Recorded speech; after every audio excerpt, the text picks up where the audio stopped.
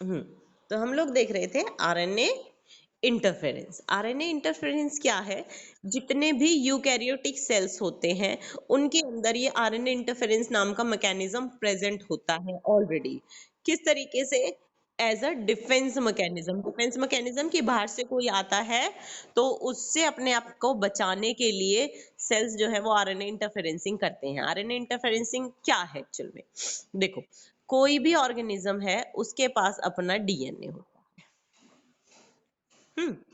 इस डीएनए से ट्रांसक्रिप्शन होके आरएनए बनता है और आरएनए से प्रोटीन बनता है। ये हमारा सेंट्रल डॉगमा है मॉलिक्यूलर बायोलॉजी का। ठीक। अगर बाहर से कोई इन्फेक्शन कॉज करने के लिए आता है, एक फॉरेन ऑर्गेनिज्म है, ठीक है, अब वो फॉरेन ऑर्गेनिज्म जो है जनरली डिजीज कॉज करने के लिए आता है, तो वो क्या करता है? अपना जो डीएनए है इस सेल के अंदर डालने की कोशिश करता है, उससे उसका आरएनए बनवाता है, अपना प्रोटीन बनवाता है, और फिर वो प्रोटीन जो है वो इसको सपोर्ट करता है और हमारे सेल को किल करने लगता है। ऐसा ही कुछ होता है जब कोई इन्फेक्शन कॉज करता है। ठीक है। तो अब आरएनए इंटरफेरेंस में क्या होता है कि ये जो फॉरेन ऑर्गेनिज्म का आरएनए था, सिंगल स्ट्रैंडेड आरएनए होता है, इसके अगेंस्ट हमारी जो बॉडी का सेल है वो एक डबल स्ट्रैंडेड आरएनए प्रोड्यूस करेगा।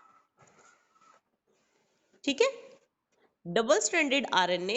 लेकिन ये जो आरएनए है इसमें क्या खास बात होगी? ये इसके कॉम्प्लीमेंट्री होगा। कॉम्प्लीमेंट्री होने का मतलब है कि ये जाके इसको बाइंड कर सकता है। जो भी ये हमारे पास पैथोजन था, पैथोजन का जो आरएनए बना था, ठीक है, इसके डीएनए से इसका आरएनए बना होगा। अगर इसका आरएनए हम रोक दें आगे प्रोटीन बनने से, तो आगे ये जो इन्फेक्शन है वो कॉज नहीं कर पाएगा, क्योंकि फाइनल जो इन्फेक्शन है, जो भी एक्सप्रेशन होता है किसी चीज का, वो प्रोटीन से होता है। ठीक है। हमारे सेल ने क्या किया? हमारे सेल ने एक डबल स्ट्रैंडेड आरएनए बनाया। ये डबल स्ट्रैंडेड आरएनए पैथोजन के आरएनए को जाके बाइंड करता है। बाइंड करने से क्या हुआ? ये अब एक्टिव नहीं रह पाएगा। इसका जो ट्रांसलेशन होना चाहिए था, प्रोटीन बनना चाहिए था, वो प्रोटीन नहीं बनेगा। और प्रोटीन ना बनने का मतलब ये जो इन्फेक्शन कॉज कर रहा था वो इन्फेक्शन नहीं हो पाएगा था। एक तरीके से जो मेरा सेल था उसने क्या किया? इस एक्सटर्नल आरएनए को इंटरफेयर किया या साइलेंट कर दिया। ठीक है, इसको हम कहते हैं आरएनए इंटरफेरेंस या फिर आरएनए साइलेंसिंग। दोनों ही टर्म्स सेम चीज के लिए यूज की जाती है। ठीक है।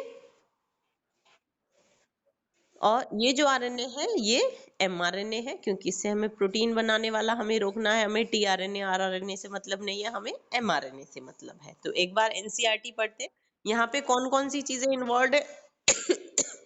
प्लांट है हमारा टोबैको। कौन सा पोर्शन है जो इन्फेक्ट होता है? वो है रूट्स। कौन सा नेमेटोड है जो इन्फेक्शन कॉज कर रहा है? वो है मेलॉइडी गायने इनकॉग्निशिया। और हमारे पास प्रोसेस क्या है? प्रोसेस है आरएनए इंटरफेरेंस या आरएनए साइलेंसिंग। ठीक है। किस तरीके से है? जो प्लांट है, प्लांट प्रोड्यूस करेगा एक डबल स्ट्रैंडेड आरएनए। ये डबल स्ट्रैंडेड आरएनए ये क्या है? ये है कॉम्प्लीमेंट्री टू पैथोजन एमआरएनए। जो भी पैथोजन का एमआरएनए है उसके कॉम्प्लीमेंट्री है, जिससे ये क्या होता है? बाइंड कर जाता है। ठीक है, बाइंड टू एमआरएनए। पैथोजन का जो एमआरएनए है उस पे बाइंड कर जाता है एंड प्रिवेंट्स इट्स ट्रांसलेशन। और इसका जो ट्रांसलेशन है, आगे जो प्रोटीन बनना है, उसको प्रिवेंट कर देता है, जिसकी वजह से अब इसकी साइलेंसिंग हो जाती है। इस पूरी प्रोसेस को हम लोग आरएनए इंटरफेरेंस कहते हैं। ठीक है। देखो, बुक में से पढ़ लेते हैं थोड़ा सा, ताकि तुम लोगों को लैंग्वेज की बाद में प्रॉब्लम ना हो। Several nematode parasitise a wide variety of plants और एनिमल्स। प्लांट्स और एनिमल्स दोनों को ही नेमेटोड्स जो है वो पैरासिटाइज करते हैं, यानी पैरासिटिक काम करते हैं, एज अ पैरासाइट पाए जाते हैं प्लांट्स में भी और एनिमल्स में भी। एक नेमेटोड मिलॉइडी गाइने इनकॉग्निशिया टोबैको प्लांट की रूट्स को इन्फेक्ट करता है और यील्ड में रिडक्शन कॉज करता है, यानी यील्ड कम हो जाती है, यानी फाइनल प्रोडक्ट जो है वो कम हो जाता है। एक नोवेल स्ट्रेटजी यूज की गई इस इन्फेस्टेशन या इन्फेक्शन को प्रिवेंट करने के लिए, जो कि बेस्ड थी आरएनए इंटरफेरेंस पे। स्मॉल आई लगा देते हैं हम लोग शॉर्ट में लिखने के लिए। आरएनए इंटरफेरेंस जो है वो सभी यूकैरियोटिक ऑर्गेनिज्म में एज अ सेलुलर डिफेंस होती है, सभी में होती है। इसमें क्या होता है, silencing of specific mRNA, mRNA को साइलेंस करना है। कैसे? Complementary double stranded RNA molecule बना के, जो कि बाइंड कर जाएगा और फिर एमआरएनए को ट्रांसलेट होने से प्रिवेंट करेगा। ये जो डबल स्ट्रैंडेड आरएनए है, ये कॉम्प्लीमेंट्री आरएनए हम कहाँ से ले सकते हैं? Could be from an infection by viruses, जो वायरसेस हैं। अब देखो नॉर्मली हम लोग क्या करते हैं, ए बी को डिजीज कॉज करता है, बी सी को डिजीज कॉज करता है, ठीक है।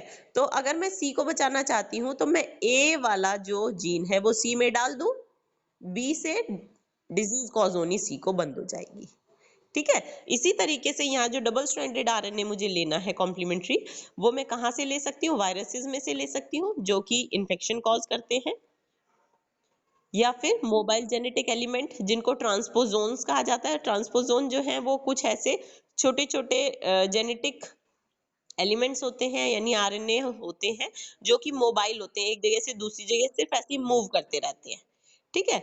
At that replicate via an RNA intermediate.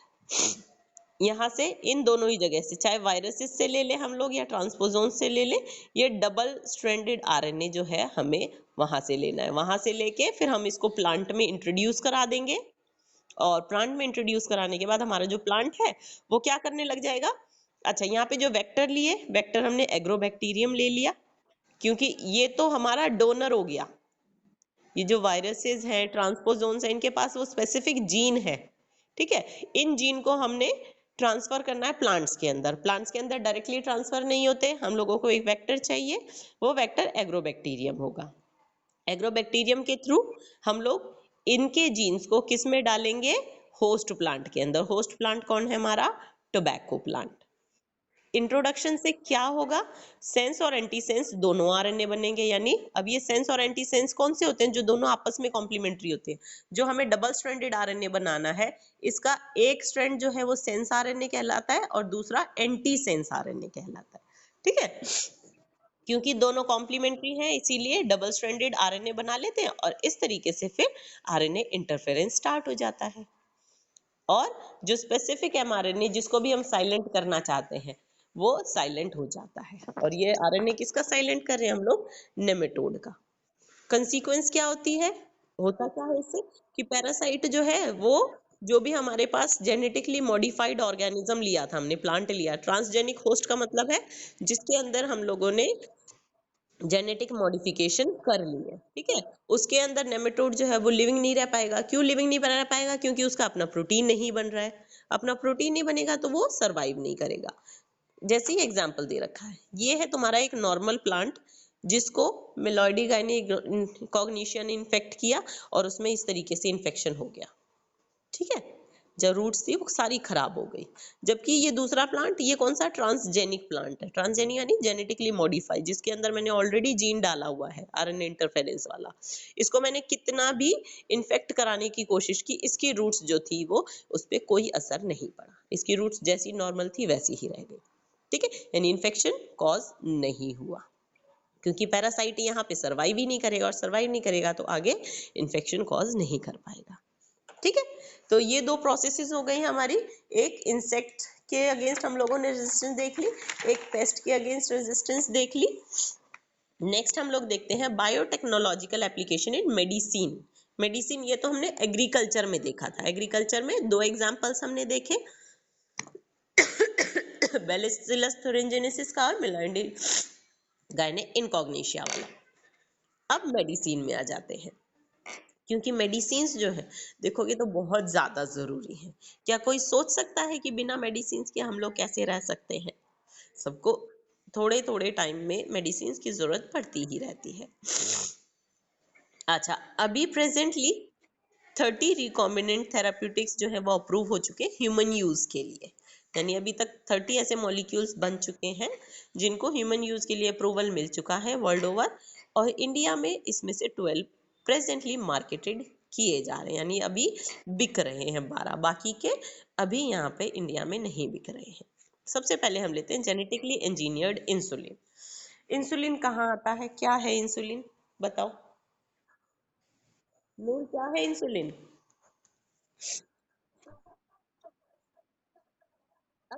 Stomach में नहीं एक हार्मोन है, पेनक्रियाज प्रोड्यूस करती हैं, और इसका काम है ब्लड ग्लूकोज को लोअर करना। ठीक है, यानी ब्लड में से ग्लूकोज कम करके उसको गैलेक्टोज वगैरह में, ग्लूकोज को शायद गैलेक्टोज था, इस ऐसी फॉर्म्स में ग्लाइकोजन था शायद, ग्लाइकोजन में कन्वर्ट करा देना ताकि वो स्टोर होके ब्लड में से हट जाए। ठीक है, इसीलिए अगर किसी में इंसुलिन काम करना बंद कर देता है या इंसुलिन बनना बंद हो जाता है तो उसकी जो ब्लड ग्लूकोज है वो इंक्रीज हो जाती है, ब्लड में ग्लूकोज के लेवल जो है वो बढ़ जाते हैं, क्योंकि ये कम करने का काम कर रहा था, ये नहीं रहेगा तो ये कम नहीं हो पाएगा, ब्लड में ग्लूकोज के जो लेवल्स हैं वो बढ़ जाएंगे। और उस केस में क्या करना पड़ता है, इंजेक्शंस देने पड़ते हैं, इंसुलिन के देने पड़ते हैं। सबको पता है कि इंसुलिन अगर है किसी को, कोई डायबिटिक पेशेंट है तो उसका ट्रीटमेंट कैसे होता है, उसको इंसुलिन के इंजेक्शंस दिए जाते हैं। ठीक है, इंसुलिन की गोली क्यों नहीं दी जाती, क्योंकि वो डाइजेस्ट हो जाएगी, जो भी हम लोग इंसुलिन यूज करेंगे वो एक प्रोटीन है और वो डाइजेस्ट होके ब्लड तक पहुंचेगा नहीं, पीसीज में पहुंचेगा और वो काम का नहीं रहेगा, इसीलिए डायरेक्टली इंजेक्ट किया जाता है। पहले इनिशियली जब किया गया था तो क्या किया गया, एनिमल सोर्सेज में से इंसुलिन निकाला गया, यानी कि पिग को मार दिया, उसकी पेनक्रियाज में से इंसुलिन निकाल दिया, कैटल को मार दिया, किसी को काओ को, बफेलो को, और उनका इंसुलिन निकाल लिया। अब इंसुलिन निकाल के तुम लोगों ने डाल तो दिया, क्या हमारे अंदर कोई रिएक्शन होगी? यस, होगी, इम्यूनोजेनिक रेस्पॉन्सेज होंगे, यानी हमारा जो इम्यून सिस्टम है वो उसको तुरंत पहचान लेगा कि this is not our body's insulin, ये हमारी बॉडी का इंसुलिन नहीं है, तो इसको रिजेक्ट करना है। ठीक है, यानी कि क्या हो सकती है, जो भी ऑर्गेनिज्म है उसको एलर्जी हो सकती है, कोई भी फॉरेन मॉलिक्यूल हम डालने की कोशिश करते हैं। तो क्या किया, एक एली लिली नाम की कंपनी आई। ठीक है, एली लिली एक अमेरिकन कंपनी थी, 1983 में इन्होंने क्या किया, इंसुलिन बनाया।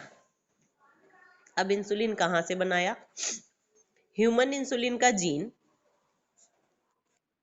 लिया, ठीक है, निकाल लिया एक सेल में से, इसको इनकॉर्पोरेट करा दिया, इनकॉर्पोरेटेड इनटू इकोलाई, इकोलाई के अंदर डाल दिया। ठीक है, और यहां से फिर इंसुलिन बनवाया। लेकिन यहाँ प्रॉब्लम ये आई, जब इसने पूरा का पूरा इंसुलिन जीन लिया तो यहाँ जो इंसुलिन मिला ये एक्टिव नहीं था, ये इनएक्टिव था।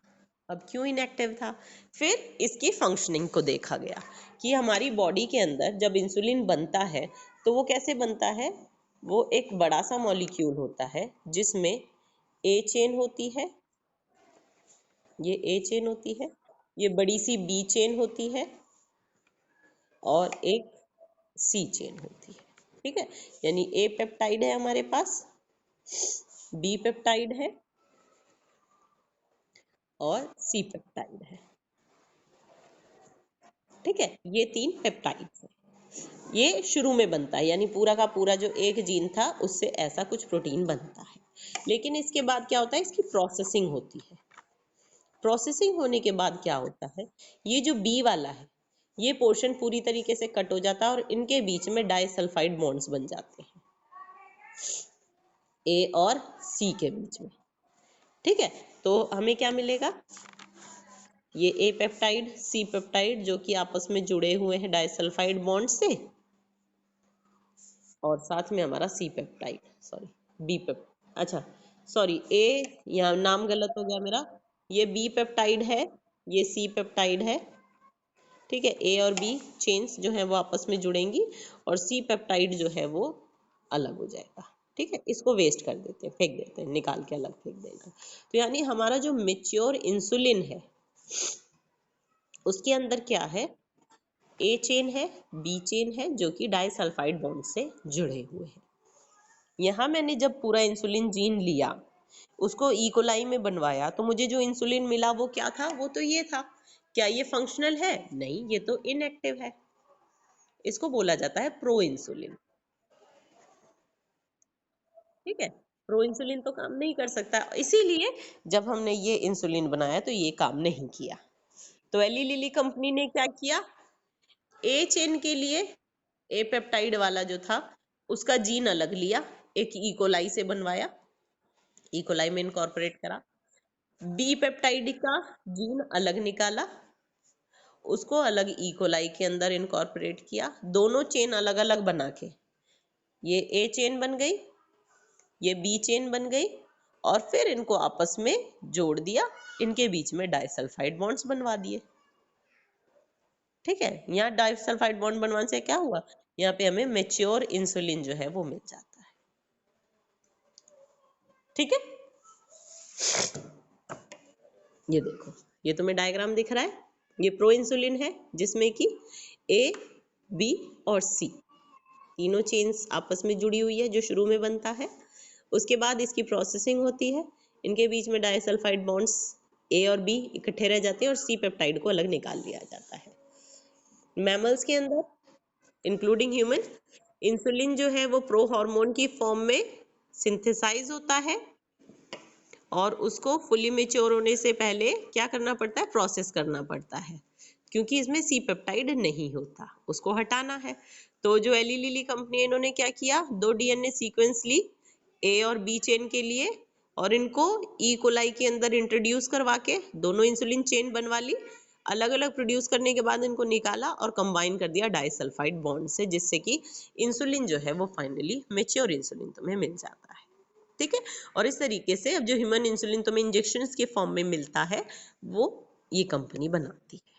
ठीक है, नेक्स्ट हमारा टॉपिक आता है जीन थेरेपी का। जीन थेरेपी नाम से पता चलता है कि हमें जीन में ही कुछ थेरेपी करनी है, कुछ इंजीनियरिंग करनी है। वैसे तो हम अभी तक जीन्स में ही सब कुछ कर रहे हैं। ये क्या है, अगर किसी के अंदर कोई हेरिडिटरी डिजीज है, जैसे कई बच्चों के हम लोगों ने देखे टर्नर सिंड्रोम, क्लाइनफेल्टर सिंड्रोम था, ठीक है, ये सब चीजें थी, या कुछ ऐसी बीमारी होती है जो जेनेटिक होती है, जो पेरेंट्स से मिलती है कुछ, क्योंकि उनमें किसी तरीके का फिनाइल कीटोन्यूरिया देखा था जैसे हमने। ठीक है, तो उनमें क्या होता है, एक पर्टिकुलर जीन जो है वो डिफेक्टेड होता है। तो क्या ऐसी डिजीज को क्योर किया जा सकता है, तो जीन थेरेपी जो है वो इसी को ठीक करने का एक अटेम्प्ट है। यानी जो हेरिडिटरी डिजीज है, gene therapy is a collection of method जो कि अलाउ करता है करेक्शन ऑफ जीन डिफेक्ट जो कि किसी बच्चे में या एम्ब्रियो में होता है। अब ये जो बच्चा या एम्ब्रियो देख रहे हैं हम लोग, ये इनिशियल स्टेजेस की बात कर रहे हैं, क्योंकि एक मेच्योर पर्सन के अंदर सभी सेल्स को करेक्ट करना पॉसिबल नहीं हो पाता। ठीक है, यहाँ हम क्या करेंगे, genes are inserted into a person cell and tissues to treat a disease. देखो कर क्या रहे हैं, हमारे पास कोई ए पर्सन है, ठीक है, ए पर्सन के अंदर ए टाइप ऑफ सेल्स हैं, ठीक है, A type of cells have defective C gene. ठीक है, कि हमारे पास एक ऑर्गेनिज्म था ए, उसके किसी ऑर्गन ए के अंदर ए टाइप के सेल्स थे और जिसमें कि सी जीन जो था वो डिफेक्टिव था। हम क्या करेंगे, इसको बाहर निकाल लो, आइसोलेट या एक्सट्रैक्ट कर लो इसमें से। ठीक है, एक्सट्रैक्ट ए सेल्स को निकाल लिया, ठीक है, बाहर उसे ग्रो करो, ग्रो करके उन्हें जेनेटिक मॉडिफाई करो। जेनेटिकली मॉडिफाई करने का मतलब क्या है? उनका जो डिफेक्टिव वाला जो जीन था, डिफेक्टिव जीन रिप्लेस्ड बाय, उसको रिप्लेस कर दो बाय नॉर्मल जीन। एक नॉर्मल जीन से उसको रिप्लेस कर दिया। रिप्लेस करके क्या हो गया? अब वो एक नॉर्मल सेल बन गया। ये जो सेल थे, अब जिसमें डिफेक्टिव जीन था वो डिफेक्टिव वाला रिप्लेस करके हमने नॉर्मल वाला जीन जो था वो इनकॉर्पोरेट करा दिया। और अब ये जो सेल्स बनेंगे, जो नए वाले सेल्स बने, यानी नॉर्मल सेल्स जो हो गए अब ये, या हम कह सकते हैं क्योर्ड या ट्रीटेड वाले, ट्रीटेड जो सेल थे, इनको वापस से बॉडी में इनकॉर्पोरेटेड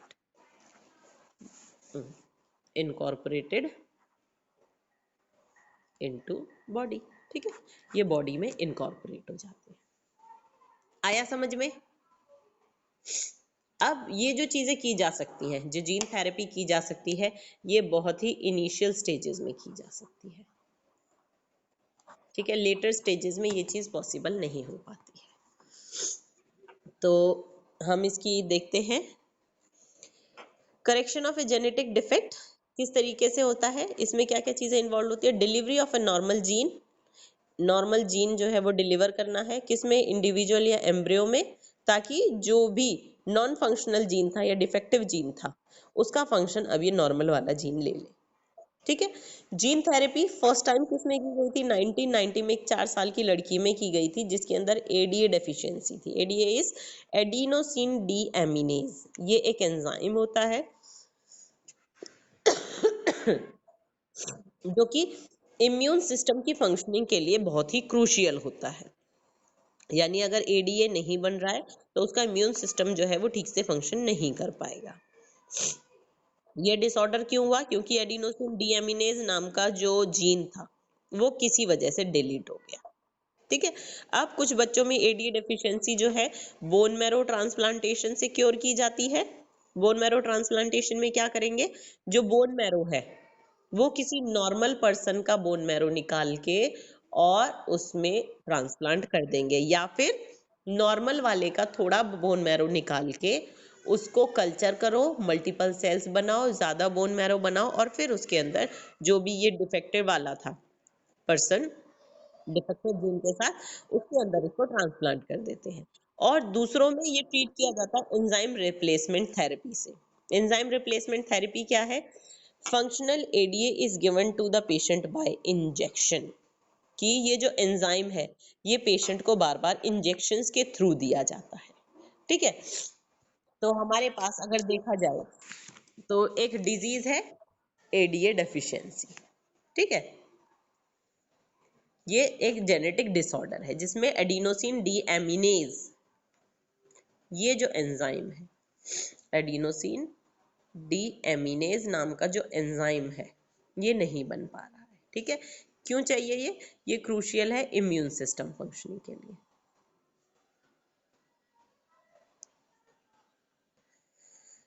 अब इसको कैसे क्योर किया जा सकता है, इसके ट्रीटमेंट देखते हैं। इसके ट्रीटमेंट 3 तरीके से। पहला, बोन मैरो ट्रांसप्लांट कर देते हैं। ठीक है, कि जो भी पर्सन है सारे सेल्स उसी में बनते हैं, उसका बोन मैरो ट्रांसप्लांट कर देते हैं, नया बोन मैरो उसमें डाल देते हैं। ठीक। दूसरा, enzyme replacement therapy. Enzyme replacement therapy में क्या करेंगे?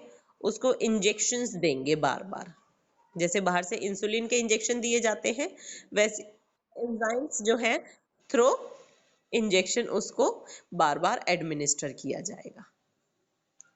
ठीक। तीसरे में हम क्या करते हैं, यहाँ तीसरी अप्रोच लेते हैं हम जीन थेरेपी की। ठीक है, जीन थेरेपी में क्या करते हैं? सबसे पहले हम लोगों ने जो भी डिफेक्टेड पर्सन है, डिफेक्टिव जीन कंटेनिंग पर्सन, ठीक है, कंटेनिंग पर्सन, इसके हम लोगों ने लिम्फोसाइट्स जो है वो निकाल लिए। लिम्फोसाइट्स जो है निकाल लिए और इनको ग्रो करते हैं, ग्रोन इन या ग्रोन आउटसाइड बॉडी, बॉडी के बाहर इनको कल्चर कर लिया। ठीक है, कल्चर करने के बाद हम लोगों ने इसमें क्या किया, सी डीएनए फंक्शनल वाला, फंक्शनल कॉम्प्लीमेंट्री डीएनए जो है वो हम लोगों ने इसके अंदर क्या किया, इंट्रोड्यूस कर दिया। क्योंकि हमारे पास क्या था, ये जो लिम्फोसाइट्स हैं इसकी, इन लिम्फोसाइट्स के अंदर एडीए वाला जीन डिफेक्टिव है या डिलीट हो गया है, वो है ही नहीं। हमने क्या किया, जिस चीज की कमी थी वो वाला डीएनए डाल दिया उसके अंदर। ठीक है, अब ये कैसे हो गए, नॉर्मल हो गए, यानी ये नॉर्मल सेल्स की तरह फंक्शन करेंगे, एडीए बनाएंगे। लेकिन यहाँ पे और इनको क्या करेंगे, अब हम introduced into into body, body के अंदर वापस इसको इंट्रोड्यूस कर देते हैं। ठीक है, पेशेंट के अंदर वापस डाल देते हैं। यहाँ लेकिन दिक्कत क्या है कि ये जो सेल्स हमने बनाए हैं ये इमॉर्टल नहीं है, यानी कि ये हमेशा कॉन्टिन्यूसली डिवाइड नहीं करेंगे। यानी जैसे ही ये सेल्स मर जाएंगे हम लोगों को बार बार इसको जो लिम्फोसाइट्स हैं वो डालने पड़ेंगे, ये इसका नुकसान है। अगर यही चीज हम बच्चा जब बहुत इनिशियल स्टेजेस में है, अर्ली एम्ब्रियोनिक स्टेजेस में है, उस टाइम पे अगर हम इसके मैरो सेल्स को आइसोलेट करके उनमें एडीए डाल पाए तो शायद ये परमानेंट क्योर हो सकता है। ठीक है, क्योंकि उस टाइम पे जो सेल्स हैं वो मैरो सेल्स हैं और वो स्टेम सेल्स होंगे जो कॉन्टिन्यूसली डिवाइड करेंगे या आगे बनाने वाले हैं, तो उनके अंदर अगर हम डाल देंगे तो उससे क्या होगा, लाइफ टाइम के लिए उसका जो क्योर है वो ये हो जाएगा। ठीक है, इतना छोड़ देती हूँ, एक और क्लास चलेगी और उसके बाद फिर हमारा ये चैप्टर खत्म हो जाएगा। ठीक है।